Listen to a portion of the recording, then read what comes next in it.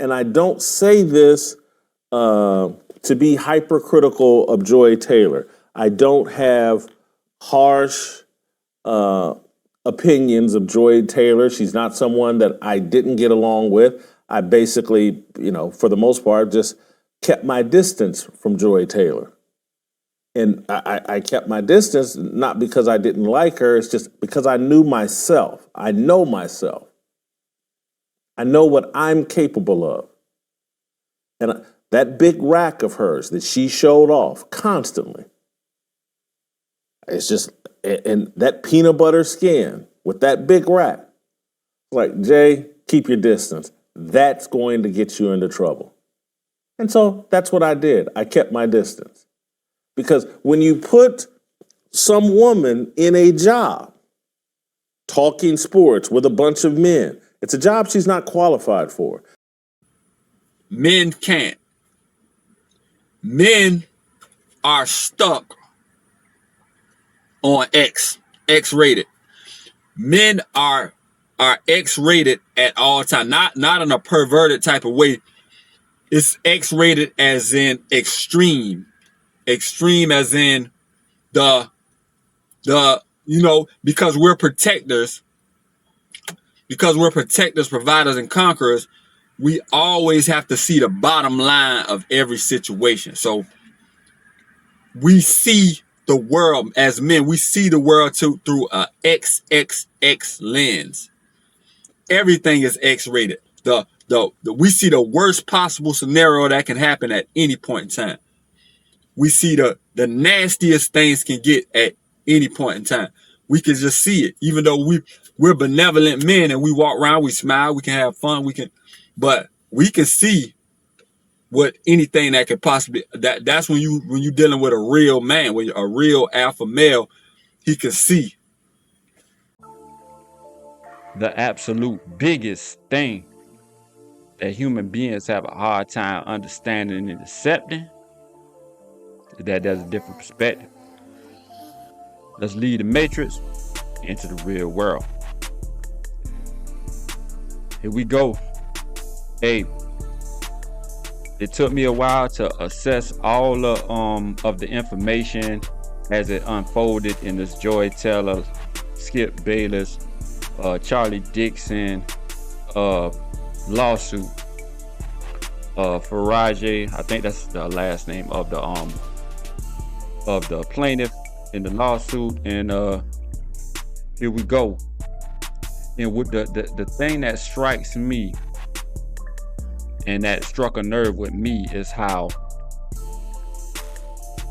back in the Ime Udoka situation, you had Malika Andrews, you had all the other leftist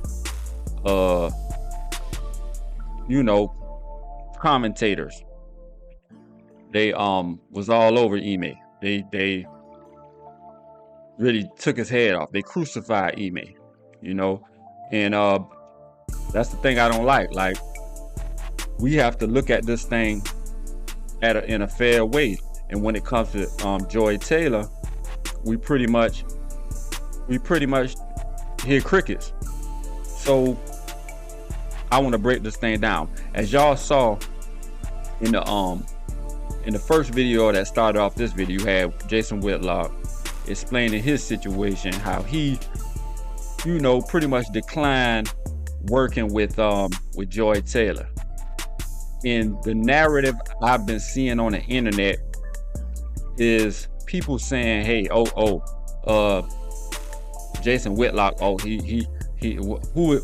is he to talk? He act like he actually had a chance with Joy Taylor. He thought he could have get his way in the door. Like, why would he not want to work with her? She wouldn't have messed with him anyway. Like, that's a very low vibrational way to look at the situation, because he never said that. He said that he knew his character. He knew he was a younger man than what he is now. So he knew that he could possibly make advancements because he found her attractive. He found parts of her body attractive. He found her skin attractive and her overall beauty. So and he saw through the test run of when they tried to, do a test to see how the show would go, he found that she didn't have a lot of experience and she wasn't going to bring a lot to the table. So he figured that, her beauty would distract him because she couldn't engage him intellectually. So he declined working with her. Not saying that she would actually give him some play or be willing to get involved with him. No, he just said that he knew the guy that he was those years ago when he was younger, that he might have made some passes at her and destroyed his own career through harassment. So a lot of people took it all out of context, like Cam Newton. Like you can't do that. That's breaking man code. And we're gonna go into that in a minute. But y'all saw my video after Jason Whitlock, and that was long before this situation, me explaining the thought process of men and how, and I'm making a point with that video of letting y'all know that that's where Jason Whitlock was coming from. I said that men operate on an X-rated level at all times. Like women can go down from X-rated to R-rated to PG-13 to PG to rated G to down, but men always operate on an X-rated level, not in a perverted way, but we see things, all the nastiest things, all the violentest things, anything that can happen, we can see it because we're protectors. And that's basically what Jason Whitlock was saying. He know that he's not trying to go against his nature like some of these simps and trying to tell society that he doesn't think like that. He's letting y'all know, I am a man, and I think in certain ways, so that will be detrimental for me to work with her, work with Joy Taylor in that setting, because it could be detrimental to my own career. And to move on to Cam Newton, how could you throwing Jason Whitlock under the bus for he saying that he was inappropriate? How could he be inappropriate? You're breaking man code. You said it yourself. You find her attractive just because he was more detailed in what he liked about her attractiveness. You calling him inappropriate, man? You stop it. And I'm a fan of Cam Newton.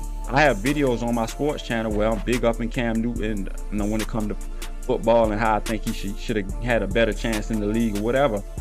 But you're out of line in this one. You can't throw another man under the bus. It's not breaking man code to say how beautiful a woman was. It's not, but it is breaking man code to throw the next man under the bus, calling him inappropriate for just saying what he want to say, saying what he need to say. She's not under your covering, Cam Newton. Joy Taylor is not under your covering, so it's not your job.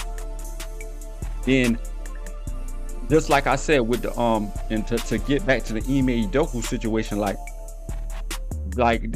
this situation shows the disparity in how men are treated versus how women are treated when it comes to these type of situations. Let it be clear. Joy Taylor, Charlie Dixon, and Skip Bayless are defendants in this lawsuit. So Joy, a lot of people coming out saying, Joy Taylor, the facts hasn't come out yet. These could just be allegations. You don't know if this is true about Joy Taylor. But when a man is accused, like Ime Udoka, y'all taking and run with it. He's guilty before he's proven innocent. So I had to step up, and see, things have a way of even that things out. Nature always takes its course. How men are always getting railroaded in these type of situations. The Me Too movement and all this, like in karma and nature And I'm not a big religious man, but the Most High always make things fall into place to where things even out, so everybody can see the folly of their ways. Okay, you see how Fox Sports stood behind Joy Taylor wholeheartedly. That's the information I saw. I don't know if I'm I might be right or wrong, but that's the information I saw. They stood behind her. She kept her job, kept her finances or whatever. But when came to Ime Udoka, he instantly fired. When it comes to Jonathan Majors instantly lose all his endorsements, fired, and lose a lot of money at the same time, lose a lot of endorsements. When it comes to Chris Brown, he lose a lot of things. That was kind of different because as a domestic violence situation, although the situation came out that and he kept quiet about it at first, but Chris Brown came out and was like it was a full-fledged fight that she assaulted him first, and he was just young, and then things went too far. But at the same time, he still lost. So I'm not condoning anything, domestic violence or anything. But Chris Brown lost everything. But the fact still remains the same. When a man gets accused, it's guilty until proven innocent. Fire him first. Strip him of all his endorsements first, then ask questions later. On this instant, a woman is the defendant. She's accused of a woman coming to her to confide in her about being SA'd, and the allegations in the lawsuit says Joy Taylor told her to shut it up. This is how things go around here. You don't want. That's a very powerful man. You don't want to. So she basically threw Faraji. Hope I'm saying that right. She threw her under the bus. Very egregious. And on top of that, it's egregious that she's on record, Faraji, allegedly, all this allegedly, that she said that, and even if she wanted to get out of the situation and she wanted to clean her face up in the situation, she would put a false allegation on Charlie Dixon and maybe anyone involved to clear her name and get out of the situation clean on her end. So she was willing to Me Too people in the situation. This is crazy for this stuff to come out, and she gets backing. Nobody, no female in the sisterhood, Malika Andrews, nobody is coming out and not condemning her, but just coming out saying that, at least giving her the same energy as they gave Ime Udoka. Not coming out on your work platform, but how about coming out on your own platform, just so that you are consistent and congruent to showing that you're not misandrous. But I want y'all to get in the comments. I had to touch on this to show the hypocrisy and how we need to stand up for men. Not that we as men, see, the feminist movement wants power over men, when the red pill community just wants this thing evened on out. Like if y'all want equality, y'all can have that, but y'all are just throwing men under the bus, foot on neck at this point, and we need it evened out. But the absolute biggest thing that human beings have a hard time understanding and accepting is that there's a different perspective. And if you ignore that perspective, it can sneak up on you. Y'all like, comment, and subscribe. Logical life perspectives.